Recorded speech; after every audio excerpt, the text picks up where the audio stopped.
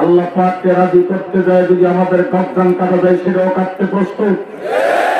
আল্লাহকে রাজি করতে যায় যদি জীবন দিতে হয় সেটাও দিতে প্রস্তুত। কিন্তু আল্লাহকে সারা বাকি কেউ আমাদের বিরোধিতা করবে যেই যাই হোক, ফাঁসির কাস্তে জ্বলতে প্রস্তুত, কিন্তু কারো সামনে মাথা নত করতে প্রস্তুত নয়। তোমরা আমাদের সঙ্গে নারাজি প্রকাশ করে এতে আমাদের কিছু আসে যায় না। আমাদের নামের লিস্টি করা এতে আমাদের কিছু শরীরের পশমও গামে না। তোমরা আমাদের বিরুদ্ধে মামলা দিবা এতে আমাদের কিছু আসে যায় না। আমাদের উপরে হামলা করবে এতে আমাদের কিছু আসে যায় না। আলমের গাড়ি ভাঙচুর করা হয়েছে। আজকে আলমবাগ মাদ্রাসার মুহাদ্দিস মুফতি আমির জামাতাকে রাস্তায় ফেলে সন্ধ্যায় বুম ছুঁয়ে মারা হয়েছে। আলেম ওলামায়ে কেরামের উপর যে আক্রমণ করে অনতি বিলম্বে তাদেরকে ধরে ফাঁসির কাস্তে ঝুলাতে হবে।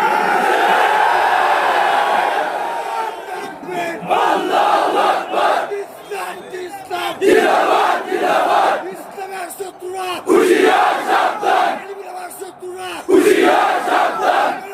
তাকবীর। আল্লাহু আকবার।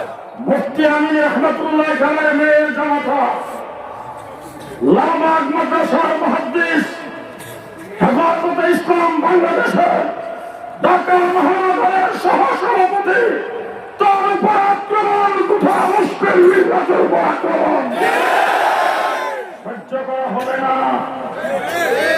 আমরা এদেশে বন্যার পানিকে বেশি আসি নাই।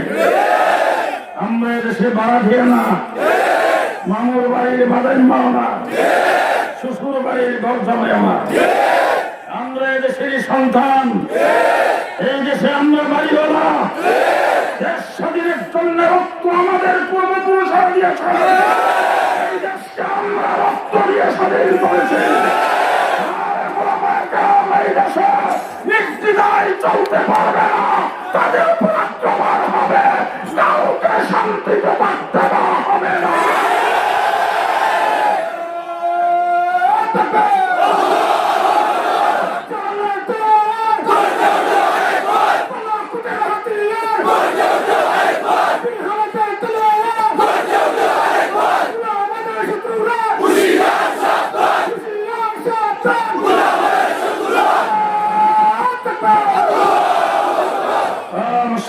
আমরা আল্লাহকে রাজি করতে চাই। এখানে কি জন্য আসে আগে মতো ইলেকশন করবেন? কাকে রাজি করতে? এইখানে যে বসেছেন আল্লাহ যদি এটাকে কবুল করে হাসরের ময়দানে এইটা দেখেই জান্নাত। এখন বসেছেন নজরুলের রহমতের সময়। এই সময়টাতে আল্লাহ পাক প্রথম আসমান এসে তার বন্ধুদেরকে ডাকবেন। আল্লাহ আমির মুস্তাগফিরিন ফাগফিরাল্লাহ। কেউ আসো আমার কাছে মাপ চাইবো, আমি তাকে মাফ করে দেবো। কেউ আসো আমার কাছে রিজিক চাইবো, আমি তাকে রিজিক দিয়ে দেব। এই সময় যত বড় বড় আল্লাহর ওলি হয়েছেন, আপনাদের সিলেটের যত বড় বড় শেখরা ছিলেন, তারা এই সময় আল্লাহর সঙ্গে লাইন লাগাইতেন। এই সময় আল্লাহর সঙ্গে লাইন লাগানোর সময়। লাইন লাগাইতে হবে কার সাথে? যারা বলেন কার সাথে? একমাত্র আল্লাহর সঙ্গে লাইন লাগাইতে হবে, ঠিক না ঠিক? আল্লাহর হুকুমের সামনে মাথা নত করতে হবে। এখন আল্লাহ পাকের পক্ষ থেকে যদি এমন কোন হুকুম আসে যেটা আমার বুঝে আসে না,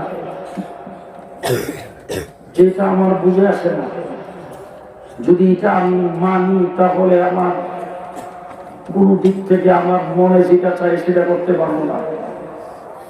আমি কি আমার মনে যেটা চাই সেটা করবো না আল্লাহ যেটা বলে সেটা করবো? এখন আমাদের দেশের অবস্থাটা হয়ে গেছে কি, বিচার মানি তাও গাছ আমার, আল্লাহর হুকুম মানি না, রাসূলের তরিকা মানি না, আলেম ওলামায়ে কেরামের কথা মানি না, আমি যা বুঝি সেটা মানি। এটা বেশি তোমরা যা বুঝো সেটা তোমরা মানতে পারো, কিন্তু আমি মানতে পারবো না। কারণ আমি শপথ করেছি আল্লাহ পাকের দরবারে আল্লাহর হুকুম মোতাবেক জীবনটা পরিচালিত করবো। আল্লাহর হুকুম আর রাসূলের তরিকার বাহিরে আমরা কোনো কাজ করতে রাজি নই। তার কারণ হলো আমরা মুসলমান। আমরা মুসলমান, আমরা মুসলমান। এই জন্য আল্লাহর হুকুমের বাহিরে, রাসূলের তরিকার বাহিরে কোনো কাজ করবো না। আমার ভাইরা দীর্ঘক্ষণ ওয়াজ নসিহত শুনেছেন। ওয়াজ প্রতি বছর হয়। আপনাদের এই মাহফিল, এই দারুন বাজার আল-হাদি যুব সংঘের লন্ডন থেকে জনাব তাজউদ্দিন সাহেব আমার সঙ্গে অন্তত 7টা 2-3 বার কথাবার্তা বলেন। 1 বছর আগে প্রোগ্রাম লেখেছেন, বারবার যোগাযোগ করেছেন, হক আদায় করে যোগাযোগ করেছেন। এই যে মানুষগুলি যারা মাহফিলের কর্মকর্তা, মাহফিলের যারা করেন, যারা মেহনত করেন, এই মানুষগুলি দৈনন্দিন আলেম ওলামায়ে কেরামের সাথে যোগাযোগ করে এই ইসলামী সম্মেলন করেন। আজকে নুজুলের রহমতের সময় আল্লাহ দরবারে দোয়া করব, আল্লাহ যেন এই সম্মেলন কিয়ামত পর্যন্ত জারি রাখেন। সকলে বলেন আমিন। আমিন। যুব সংঘকে যেন আল্লাহ পাক দ্বীনের জন্য কবুল করে। সবাই বলি আমিন। আমার বাংলাদেশে ইসলাম থাকবে, আমরাও থাকবো। যতদিন বেঁচে থাকবো কোরআন নিয়ে বেঁচে থাকবো।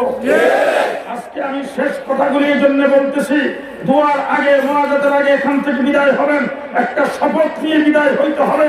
যতদিন দুনিয়াতে বেঁচে থাকবো ইসলাম নিয়ে বেঁচে থাকবো, যতদিন দুনিয়াতে বেঁচে থাকবো আল্লাহ পাককে রাজি করে বেঁচে থাকবো, যতদিন দুনিয়াতে বেঁচে থাকবো রাসূলের তরিকা মতো চলে চলে বেঁচে থাকবো, যতদিন দুনিয়াতে বেঁচে থাকবো কোরআন নিয়ে বেঁচে থাকবো। আমরাও থাকবো, আমাদের সাথে আমাদের কোরআন থাকবে। আমরা থাকবো, আমাদের সাথে আমাদের রাসূলের তরিকা থাকবে। এর বাহিরে আমরা কিছু মানতে রাজি না। আপনি আওয়ামী লীগ করেন, বিএনপি করেন, জাতীয় পার্টি করেন, 100 বার করেন, গণতান্ত্রিক অধিকার, এই দেশে রাজনীতি করার অধিকার, আপনি পার্টি করবেন করেন, কিন্তু আপনাকে একটা জিনিস মনে রাখতে হবে যে আমি একজন মুসলমান। আমার ইসলাম চলে যায় এমন কোন কাজ নেতা নেত্রীর কথাই করা যাবে না। আমার ইসলাম চলে যায় এমন কোন কাজ আমার সরকারের কথাই করা যাবে না। ইসলাম চলে যায়, ঈমান চলে যায় এমন কোন কাজ এই দেশের কারো পরচয় করা যাবে না। যদি রক্ত চক্র দেখাই, সে রক্ত চক্রকে আমরা বই পাই না, আমরা একমাত্র আল্লাহকে বই পাই। ঠিক না ঠিক? আমাদেরকে রক্ত চক্র দেখাবে, আর রক্ত চক্র দেখে আমি তার সামনে মাথা নত করবো, আর আল্লাহ আমার উপর নারাজ হবে, সেই কাজ করতে রাজি হয়। মাথা নত করবো একমাত্র কার কাছে? আল্লাহর কাছে। সেজদা করবো একমাত্র কাকে? রুকু করবো কার সামনে? 2 হাত জোড়া করে দাঁড়াবো কার সামনে? হাত বেঁধে দাঁড়াবো কার সামনে? আল্লাহর সামনে দাঁড়াবো, আল্লাহর সামনে। ঠিক না ঠিক? আল্লাহর সামনে দাঁড়াবো। বন্ধু যখন আল্লাহ পাকের সান্নিধ্যে যখন দাঁড়ায়, আল্লাহর সামনে যখন দাঁড়ায়, তখন আল্লাহ বন্দার দিকে মুতওয়াজ্জিহ হয়। আমরা মুসলমান, বিশ্ব নবীর উম্মত। হযরত মুসা আলাইহিস সালাতু ওয়াস সালাম আল্লাহর সঙ্গে কথা বলেছেন। মুসা আলাইহিস সালাম আল্লাহকে জিজ্ঞেস করেছেন, ও আল্লাহ, আমি যে আপনার সাথে কথা বলতেছি, এরকম কথা কি আপনি আরো কারোর সাথে বলবেন? আল্লাহ পাক বলেন, মুসা তুমি কই আর আমি কই? বলে আমি তো পাহাড়ের নিচে আর আপনি পাহাড়ের উপরে। আল্লাহ রাব্বুল আলামিন তো মুসা এত কাছে না, তুমি পাহাড়ের নিচে আর আমি 7 আসমানের উপরে, সিদরাতুল মুনতাহা, এর উপরে আমার আরশ, তারপরে 70,000 পর্দার ভিতরে। ওখান থেকে কথা বলি আর তুমি ওখান থেকে জবাব দাও। তুমি তো নবী, তুমি রাসূল, তোমার কাছে তৌরাত কিতাব নাযিল হয়েছে। এমন একটা উম্মত পৃথিবীতে আসবে, যেই উম্মত আল্লাহু আকবার কইলা যখন নামাজে দাঁড়াবে, আমার মধ্যে আর তার মধ্যে কোনো পর্দা থাকবে না, ডাইরেক্ট। সেই পজিশনগুলো পাক আমাদেরকে দিয়েছেন। অন্য যখন নামাজ পড়ে আল্লাহু আকবার বলে দাঁড়ায় যায়, তখন ডাইরেক্ট আল্লাহর সাথে সম্পর্ক হয়ে যায়। আল্লাহ পাক ফেরেশতাদেরকে ডাক দিয়ে বলে, ফেরেশতারা দেখ আমার বান্দা আমার সামনে কিভাবে দাঁড়িয়েছেন। এবার বান্দা যখন আল্লাহ পাকের সঙ্গে কথা শুরু করেন, আমরা তো নামাজ পড়ি, আমরা দেখি না, আমরা বুঝি না, এই জন্য আমরা জানি না আল্লাহ পাকের সঙ্গে কিভাবে কথাবার্তা হয়। ও আমার ভাইরা, বান্দা যখন আলিফ লাম আলহামদুলিল্লাহ পড়েন, তখন আলহামদু শব্দ বলার সাথে সাথে হাদিসে কুদসিতে আসছে, আল্লাহ পাক বান্দার সঙ্গে কথা বলেন এইভাবে, মানিল হামদ, প্রশংসা কার?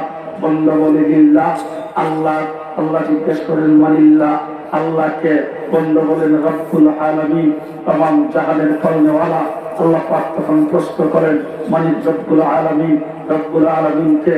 বান্দা তখন বলেন রহমান, আল্লাহ বলেন রহমানকে। বান্দা বলেন রহিম, আল্লাহ বলেন রহিমকে। বান্দা বলেন মালিক ইয়াউমিদ্দিন। আল্লাহ রব্বুল আলামিন, রহমান, রহিম, তিনি যিনি কিয়ামতের দিনের মালিক। কিয়ামতের দিনের মালিক। ব্যারিস্টার ওখানে থাকবে তো? উকিল আত্মপক্ষ সমর্থন করার মতো কিছু কিচ্ছু নাই। ইনিল হুকমু ইল্লা লিল্লাহ, একমাত্র আল্লাহর কেউ সব শেষ। গোটা পৃথিবীটা তখন সাফাই হয়ে যাবে। আজরাইল আলাইহিস সালাম পৃথিবীকে খালি করে ফেলবেন, কোন প্রাণী পৃথিবীর জমিনে নাই। আল্লাহ জিজ্ঞেস করবেন আজরাইল কে বাকি? বলে আল্লাহ 7 আসমানে যত ফেরেশতা আছে তারা বাকি, আর আপনার আরশ বহনকারী ফেরেশতা বাকি, আর আমরা 4 জন ফেরেশতা বাকি। আল্লাহ বলেন প্রথম আসমানটাকে একবারে ঝাড়ু দিয়ে খালি করে ফেলা। আসমানটা কত বড়, পৃথিবীর কোন বৈজ্ঞানিক আজ পর্যন্ত বলতে পারে না আসমান কত বড়। এমনকি কোন নবীও বলতে পারে না আসমান কত বড়। সে আসমানের ভিতরে 4 আঙ্গুল জায়গাও খালি নেই যেখানে ফেরেশতা নাই। প্রথম আসমান খালি হয়ে যাবে, দ্বিতীয় আসমানে খালি হয়ে যাবে, তৃতীয় আসমানে খালি হয়ে যাবে, সপ্তম আসমান পর্যন্ত পুরা খালি। আল্লাহ জিজ্ঞেস করবেন আর কে বাকি? বলে আল্লাহ, আমি, আজরাইল, ইসরাফিল, মিকাইল আর জিবরাইল 4 জন ফেরেশতা বাকি, আর তোমার আরশ বহনকারী 8 জন বাকি, আর বাকি কেউ নাই।